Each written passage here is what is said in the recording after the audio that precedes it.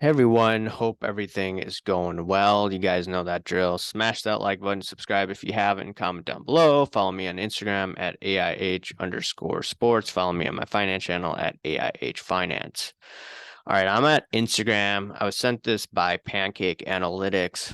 And basically, it was Pullbacks and DAP Sports. You can take a look at the video yourself. I don't know if I could play it because of copyright issues and the sound in the actual video, so I'm not sure. I don't think there is, but I'll just give you the synopsis.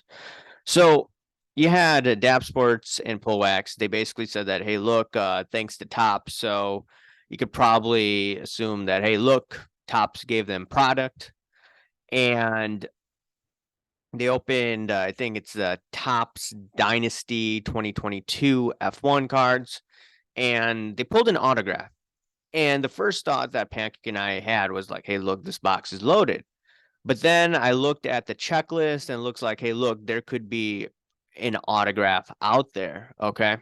Oh, I mean, there's multiple autographs, and it's easy to pull an autograph for this box from last year's checklist, right? Unless the checklist has changed and the dynamics have changed. So, in my opinion, this was not a loaded box. My assumption is a lot of these boxes are loaded, but once again, you can't assume that for every product out there. Now, it's quite interesting that Fanatics has this influencer, marketer, individual, or director, right? And the thing is, yeah, other companies have influencer marketer directors, but these products that they're sending out, a lot of people are talking about, hey, look, this is about investing, right? Sports cards are about flipping, right? It's all about the ability to make money on the secondary market. Okay. So that's why I kind of saying like, hey, look, they're the influencer marketer director. What is this influencer marketer doing, right? Is he giving these guys loaded products or not? Like this product here, I don't have a problem with. Okay. I have more of a problem with, be it Panini or Tops and loaded sports products, right? And Upper Deck as well. And this video by Sports Card Radio showed, hey, the Panini Crown Royale, you could crack the code, right? Now, was that code, people are still asking, hey, was that leaked to the breakers or did they crack it themselves? Whatever that was, right? I think there's hanky panking going on from Panini's side. But regardless of whatever it was, a lot of people in the industry have been very quiet about this, right? They were saying, oh, conspiracy theory this, conspiracy theory that. Well, just like in our society, a lot of people say, oh, you're a conspiracy theorist, but the conspiracy theorists have basically been batting 1,000 the past few years. I'll just leave it at that. I wanted to show you this one video by Cartel, Sports Card Cartel from Cardboard Coaches. They've had me on, and I've had him on as well. So let's take a look. Oh, yeah, and I also had Coach Co as well. For what particular year it was. A group of guys decided to get together and grab the last case of 14-15 Upper Deck Series 1 that a vendor had. We got a great deal. Sounds like fun, right? We all sat down. There was 3 of us. We split the boxes. Sounds like fun, yeah? We know we're going to get a high gloss. We know we're going to get this, that. It's exciting. You start to open the boxes. Well, funny enough, the 4 boxes I had chosen were loaded hot boxes where every pack had 1, 2, or 3 Young Guns in it. They were loaded. And by the way, I doled out Young Guns to everyone because I felt it was really weird and awkward because I happened to get the hot boxes. An Upper Deck rep walked by and said, oh, you got one of those 14-15 Young Guns boxes. They knew that this was something that had occurred. I'll never forget at the Toronto Expo. So Cartel basically said that, hey, look, Upper Deck had a loaded box there, and Cartel was lucky enough to have picked the cards from the loaded box, or he was lucky to get the loaded box and he got all the hits, right? So it does exist. This is a marketing scheme that is even used by Upper Deck. All right. And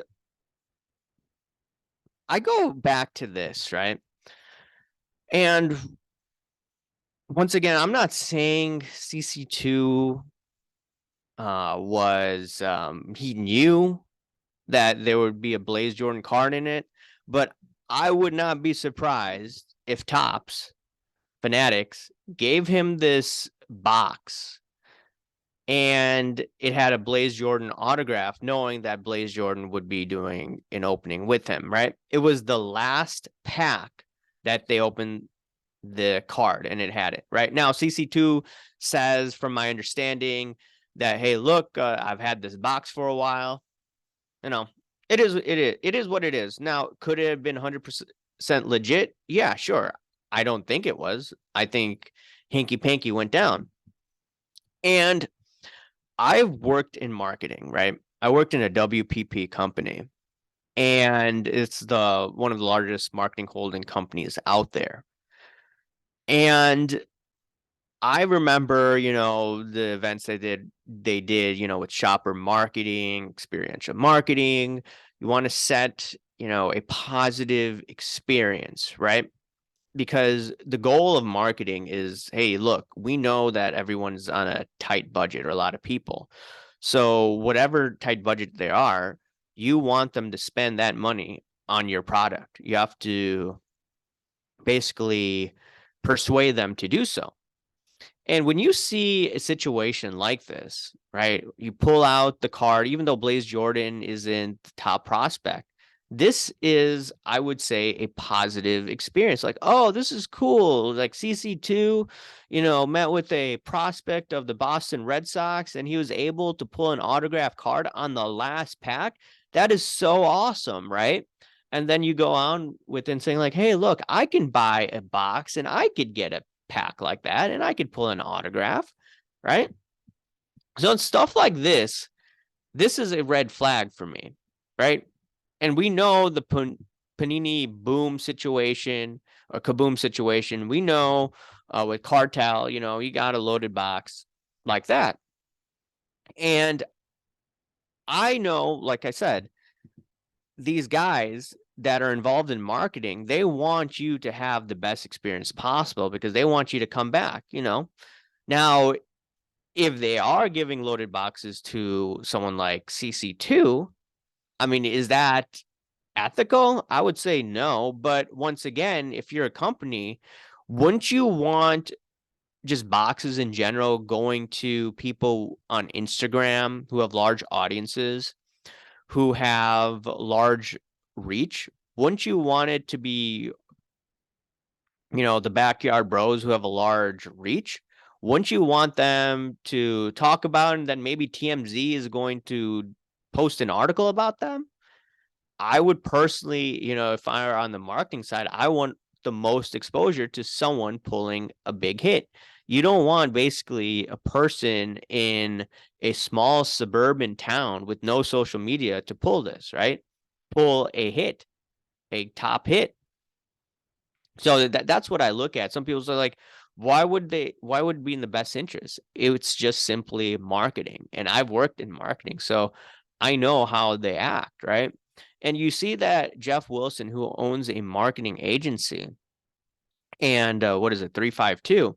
So he always talks about, we need to tune the negativity out, right? He is a marketer. He knows that, hey, look, if you have someone like me exposing what I deem to be the truth, that may persuade people, hey, we need to choose a different strategy if we're going to be in sports cards. And he is also heavily invested in this industry. So it's in his best interest to say, hey, tune out the negativity and, not cover these issues, in my opinion, as intensely as me or other channels out there. So it is what it is. Now, this is why some people get irritated, on either side of the end, because some people, they don't want to hear the truth, so they're not going to come watch me, Or on the other hand, they're looking at someone like Curator or Jeff Wilson, and they're saying like, why aren't you covering these issues, right? So, you know, the way that I see it is in the long run, the truth sets you free. And I want to ask the questions that the industry won't ask. The industry won't ask it because they're scared. They're scared that if more people figure it out, their strategy will change. And my strategy has changed compared to when I started. I mean, after all this research, do I seriously want to be involved in the high end where you have a lot of, in my opinion, fraud going on? And the example with Prism God, right? That whole trade that went down, or that transaction, and allegedly that card is stolen. So it's a lot of things going down. It's like, how do you resolve that issue, right? And people mock me for getting the small low end, but I think that from a risk perspective, I think that's much better. I could take risk in other aspects. And not only that, if you buy like a ton of low end cards, right, and the whole system blows up, right? Eventually those cards will come back up. And you're talking about quality players, right? And I swear, I've had cards that have gone from about 17 bucks, 18 bucks to, and I was able to sell at 80 bucks, Peyton Manning rookies. So it is what it is. And even if someone were to spend like 10,000 bucks, when the economy is depressed and all these cards are down and you find quality players of cards that people will still buy, you can still make money. And there's other outlets where you could also make, if you're trying to make ridiculous amount of profits, there's other industries that you could do that as well. It's not only cards. So it is what it is. Just wanted to share my own thoughts about this. Anyways, guys and gals, remember to smash that like button, subscribe if you haven't, comment down below, guys. Thank you. Bye.